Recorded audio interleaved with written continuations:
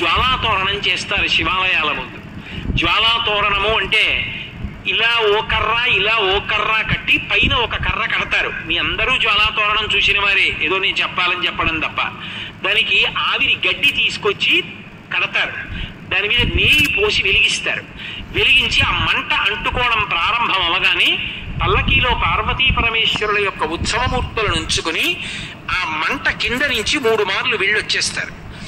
ఎందుకు అలా వెడతారు జ్వాలాతోరణం కింద నుంచి అంటే, జీవి అనేకమైనటువంటి పాపములను చేసి శరీరం విడిచిపెట్టిన తరువాత పరిగెత్తి పరిగెత్తి పరిగెత్తి పరిగెత్తి పరిగెత్తి దాహంతో చిట్ట చివర ఆ యమసదనానికి వెళ్ళినప్పుడు మంటలతో ఉన్నటువంటి తోరణం కింద నుంచి లోపలికి వెడతాడు అని శాస్త్రం హక్కు.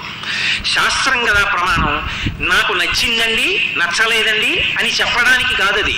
తస్మాత్ శాస్త్రం ప్రమాణంతే కార్యాకార్యం వ్యవస్థితం. నీ బుద్ధికి తోచినవన్నీ సత్యాలైతే భూమి తిరుగుతోంది, మీకు కనపడిందా? భూమి తిరుగుతున్నట్టు కనపడిందా?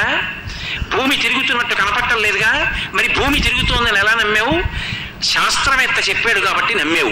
శాస్త్రవేత్త చెప్పినది నమ్మి భూమి తిరుగుతోందని నమ్మిన వాడివి శాస్త్రం చెప్పిందని నమ్మి జ్వాలాతోరణం ఉంటుందని ఎందుకు నమ్మలేవు? నువ్వు నమ్మకపోయినంత మాత్రం చేత శాస్త్రం అబద్ధం కాదు.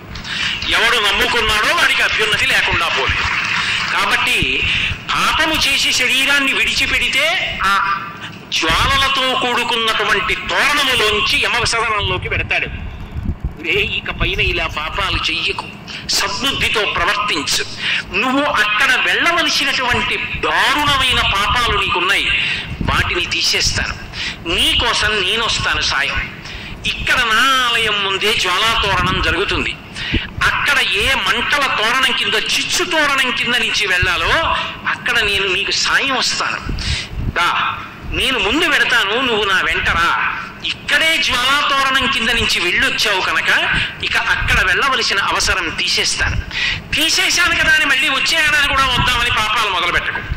బుద్ధి మార్చుకొని నేను ఇంత నీకు అనుగ్రహించాను కాబట్టి నా అనుగ్రహాన్ని గుర్తు పెట్టుకుని ప్రేమతో నేను చెప్పినట్టు బ్రతుకు. ఇక పైన ఆ మార్పు తెచ్చుకుని జ్వాలాతోరణం కింద పరమశివుడితో కలిసి వెళ్ళొచ్చిన వాడు ఎవరుంటాడో వాడు యమసదనంలో చిచ్చు తోరణం కింద నుంచి వెళ్ళవలసిన అవసరం ఉండదు.